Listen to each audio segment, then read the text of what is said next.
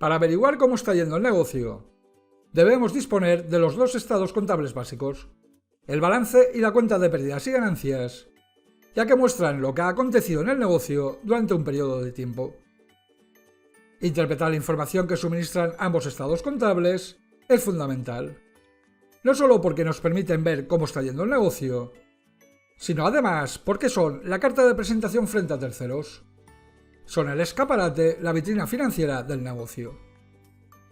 Tanto si buscamos nuevos inversores, como si buscamos financiación en los bancos, como si buscamos que nos concedan una subvención, nos van a solicitar que presentemos los estados contables, con independencia de que la Hacienda Pública los va a requerir para liquidar el impuesto sobre el beneficio. ¿Quién elabora los estados contables? Los contables o contadores que saben transformar en números toda la documentación mercantil, facturas, albaranes, nóminas, extractos bancarios que genera el negocio. Números que aparecen resumidos en los estados contables. ¿Cómo lo hacen? ¿Cómo convierten toda la documentación mercantil en estados contables? Para entenderlo, veamos qué papel juega la contabilidad en el negocio. El papel que juega la contabilidad es recopilar información para ser tratada conforme a la normativa contable vigente y suministrar la información en estados contables o resúmenes, siendo el balance y la cuenta de pérdidas y ganancias los estados contables básicos. Comentaros que desde que se promulgaron las IFRS o normas internacionales de información financiera, la normativa aplicable es la misma para la mayoría de los países. Visto así, la contabilidad es como un sistema en el que las entradas, los insumos, es la documentación mercantil, facturas, albaranes, nóminas, liquidaciones de impuestos, etc., que ha de ser tratada por personal cualificado en temas contables, que conoce la normativa contable, empleando para ello medios informáticos que facilitan la elaboración de los estados contables, que sería el producto resultante, el objetivo perseguido por la contabilidad. Este sistema puede estar integrado en el propio negocio porque éste, dadas sus dimensiones, lo requiera, disponiendo para ello del departamento contable. O puede que no esté integrado, ya que con contratar un asesor contable externo sea suficiente. Lo importante es que toda la documentación mercantil que genere el negocio sea contabilizada. Veamos el tratamiento de la información. Lo primero que tenemos que tener en cuenta es que cualquier acto de comercio, comprar, vender, contratar personal, pagar, cobrar, para que pueda ser registrado contablemente, debe ser medible en dinero y estar documentado, ya sea en una factura, en un albarán, en una nómina, en un extracto bancario o en cualquier otro documento. Un acto de comercio se convierte en un hecho contable cuando se registra, contabiliza, el documento soporte a través de lo que los contables llaman asiento contable, que permite asignar la cuenta contable que se vea afectada, la fecha en que se produce el hecho contable, así como la cuantía, una breve descripción del hecho y el número de documento soporte. Cada programa informático emplea su interfaz, pero como mínimo debe incorporar la información que acabo de mencionar.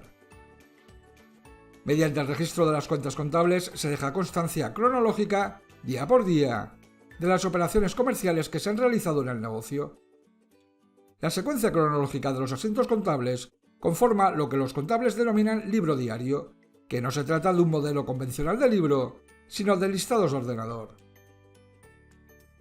Del libro diario deriva un segundo libro, que los contables denominan libro mayor, que contiene los registros que se han producido en cada cuenta contable. Por ello, también se hace referencia a él como extracto contable, cuyo uso es muy frecuente para obtener información. De lo visto, podemos deducir que la documentación mercantil, una vez contabilizada, se traduce en cuentas contables. Para ello, es necesario introducir la información a través de los asientos contables, labor que realizan los contables que conocen el plan de cuentas o códigos de las cuentas contables que se emplean para cada partida, y qué partidas hay que emplear para cada acto de comercio, cumpliéndose siempre que el asiento contable esté cuadrado. Para entender por qué esto ha de cuadrar, vamos a imaginar que el negocio, la empresa, la podemos dividir en dos grandes bloques, en donde se pueden ubicar todo lo que acontece en el negocio.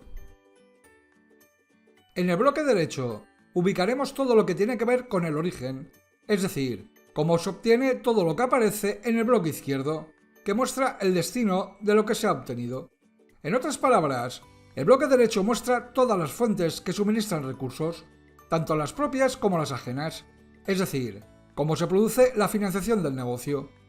Y el lado izquierdo representa todos los recursos, es decir, las inversiones del negocio que van a permitir que el negocio genere beneficio en el futuro.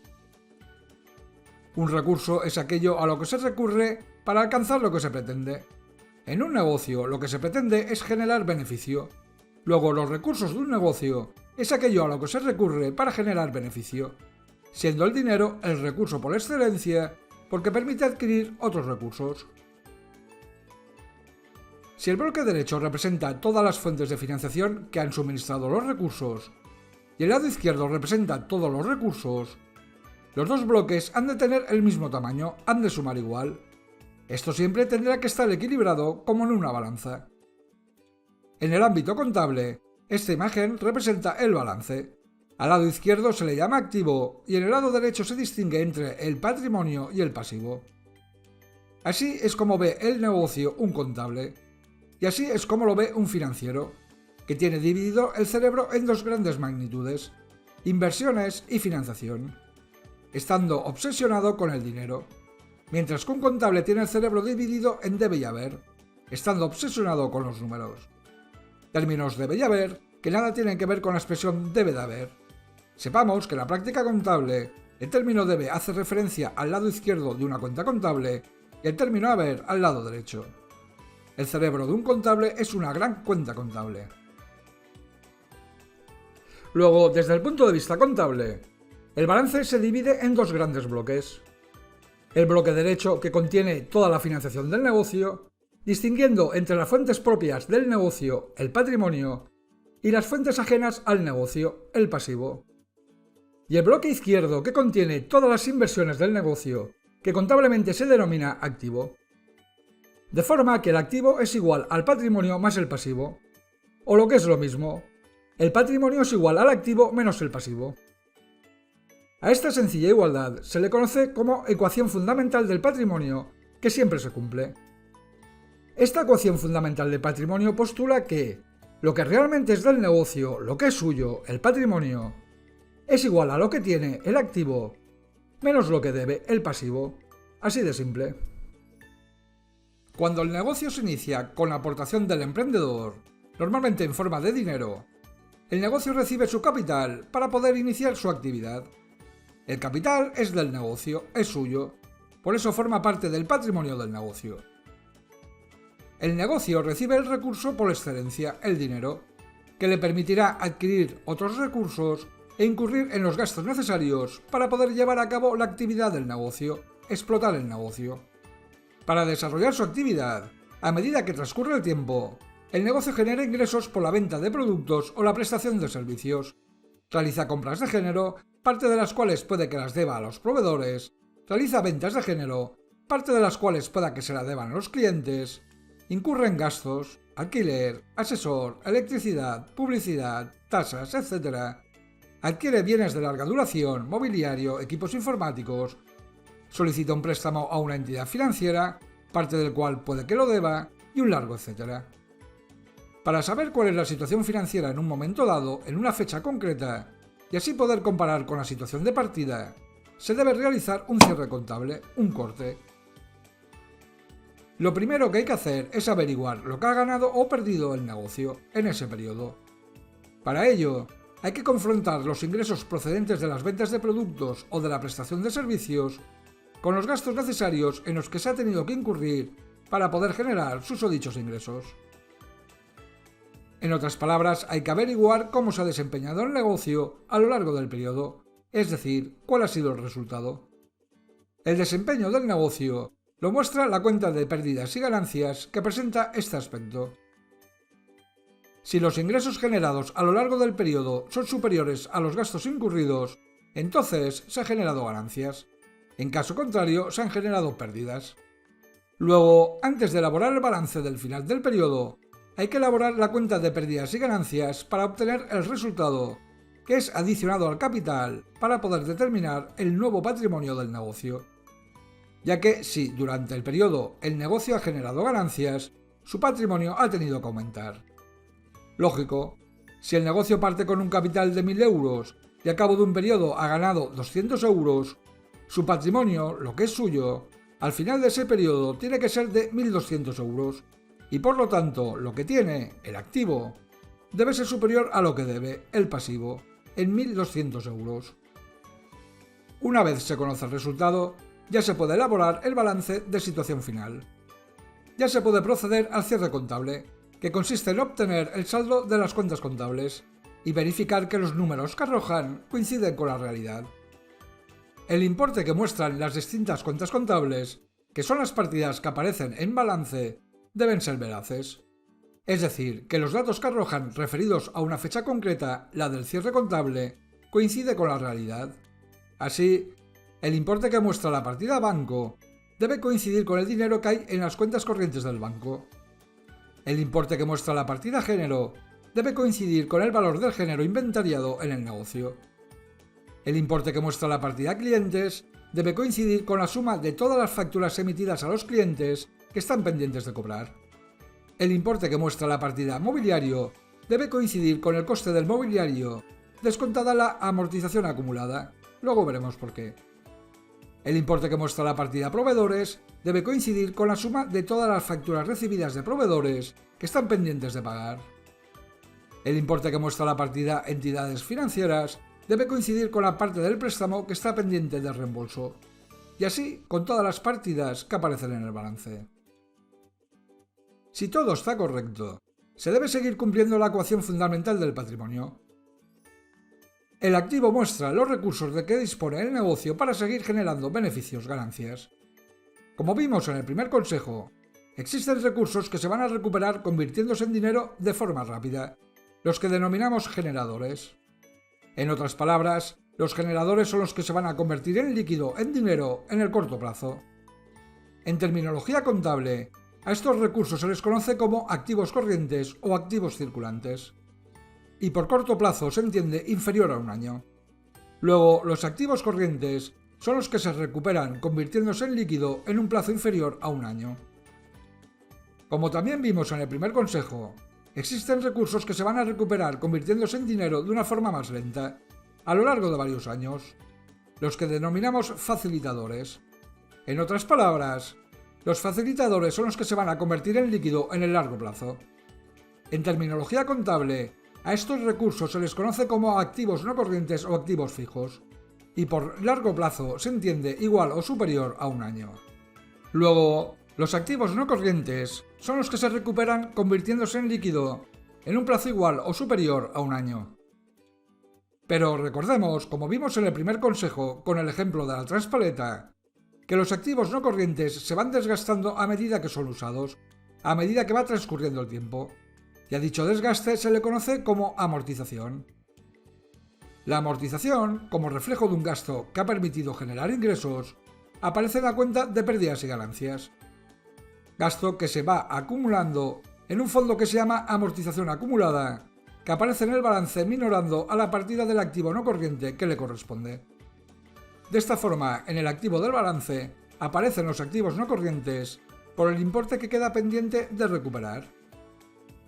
Siguiendo con el ejemplo de la transpaleta, si su coste ha sido de 3.000 euros y su vida útil es de 3 años, su amortización anual es de 1.000 euros. Su coste dividido por su vida útil, 3.000 euros entre 3 años. Supongamos que transcurren 2 años. La transpaleta se ha desgastado 2.000 euros. La amortización anual por 2 años que han transcurrido. Y queda por desgastar, por recuperar, 1.000 euros. Su coste menos su amortización acumulada, que es lo que aparecería en el balance. En definitiva, el activo del balance muestra los recursos de que dispone el negocio para generar ganancias, beneficios, que, a excepción del dinero, se convertirán en líquido en el futuro.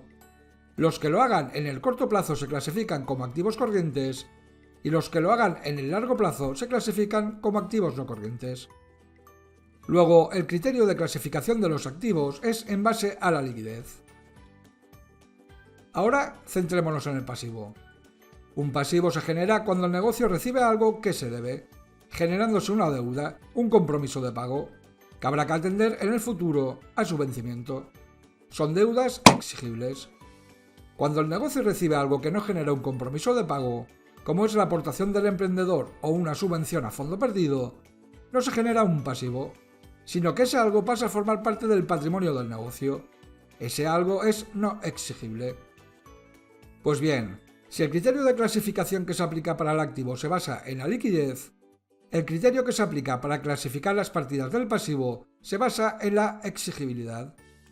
De forma que los pasivos que son exigibles en el corto plazo se clasifican como pasivos corrientes o pasivos circulantes, y los pasivos que son exigibles en el largo plazo se clasifican como pasivos no corrientes o pasivos fijos. En definitiva, las partidas que conforman el activo del balance, el bloque izquierdo, se clasifican en base a la liquidez, mientras que las partidas que conforman el patrimonio y el pasivo, el bloque derecho, se clasifican en base a la exigibilidad. Si el bloque izquierdo se ordena de menor a mayor liquidez, el bloque derecho se ordena de menor a mayor exigibilidad. Si el bloque izquierdo se ordena de mayor a menor liquidez, el bloque derecho se ordena de mayor a menor exigibilidad. De esta forma, a la hora de interpretar la información que suministra el balance, confrontamos ambos bloques visualizando el corto y el largo plazo. El activo corriente, que muestra los recursos que se van a convertir en líquido en el corto plazo, se confronta con el pasivo corriente, que muestra las deudas que van a ser exigidas en el corto plazo. Si el activo corriente es superior al pasivo corriente, en principio, no se prevén problemas de liquidez a corto plazo. Al exceso del activo corriente sobre el pasivo corriente se le conoce como capital corriente, capital circulante o fondo de maniobra. El activo no corriente, que muestra los recursos que se van a convertir en líquido en el largo plazo, se confronta con el pasivo no corriente, que muestra las deudas que van a ser exigidas en el largo plazo. Si el activo no corriente es superior al pasivo no corriente, en principio, no se prevén problemas de liquidez a largo plazo. Cuando hablamos de liquidez a largo plazo, estamos hablando de solvencia.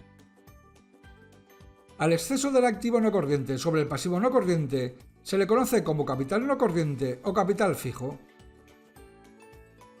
Luego, el capital corriente es igual al activo corriente menos el pasivo corriente. Y el capital no corriente es igual al activo no corriente menos el pasivo no corriente. Tanto el capital corriente como el capital no corriente deben ser positivos. El capital corriente hace referencia a la liquidez, al corto plazo, mientras que el capital no corriente hace referencia a la solvencia, al largo plazo. El capital corriente muestra la viabilidad financiera a corto plazo y el capital no corriente muestra la viabilidad financiera a largo plazo. Si el capital corriente es negativo o próximo a cero, muestra una situación de riesgo de suspensión de pagos, ya que a corto plazo el negocio no va a poder atender los compromisos de pago. Si el capital no corriente es negativo o próximo a cero, muestra una situación de baja solvencia. A largo plazo el negocio tendrá problemas de liquidez. De esta forma, es como el balance muestra la situación financiera en un momento dado, tanto a corto como a largo plazo, mientras que la cuenta de pérdidas y ganancias muestra cómo el negocio ha generado el resultado a lo largo de un periodo determinado. En definitiva, los estados contables son la carta de presentación que muestra cómo está yendo el negocio y qué perspectivas de futuro tiene. No solo sirven para saber cómo está yendo el negocio y poder tomar decisiones, sino que los bancos, los organismos, los inversores, en base a la información que suministran, también tomarán sus decisiones. Es conveniente saber interpretar la información que suministran los estados contables, ya que dejar en manos de los contables la carta de presentación del negocio conlleva sus inconvenientes. Los contables son profesionales que conocen la técnica para transformar la documentación mercantil en números, pero están más centrados en tratar de generar ahorro fiscal que en la viabilidad financiera del negocio. Mostrar que el negocio genera pocos beneficios para pagar menos impuestos no facilita la obtención de financiación, ya que los bancos, los inversores, los organismos se fijan en la capacidad del negocio para generar beneficios, qué cash flow genera, cuál es su fondo de maniobra, qué perspectivas de futuro tiene y un largo etcétera. Es importante tratar de reducir los gastos fiscales pero no en menoscabo de la viabilidad financiera del negocio. Viabilidad financiera que en muchas ocasiones pasa por poder obtener financiación. Por eso es fundamental, cuando se acuda a los bancos a buscar financiación, saber no solo con qué carta de presentación nos presentamos, sino que además debemos saber cuándo hay que acudir a ellos y en qué se basan para conceder financiación. De ahí que el siguiente consejo impagable es saber cómo y cuándo hay que acudir a los bancos.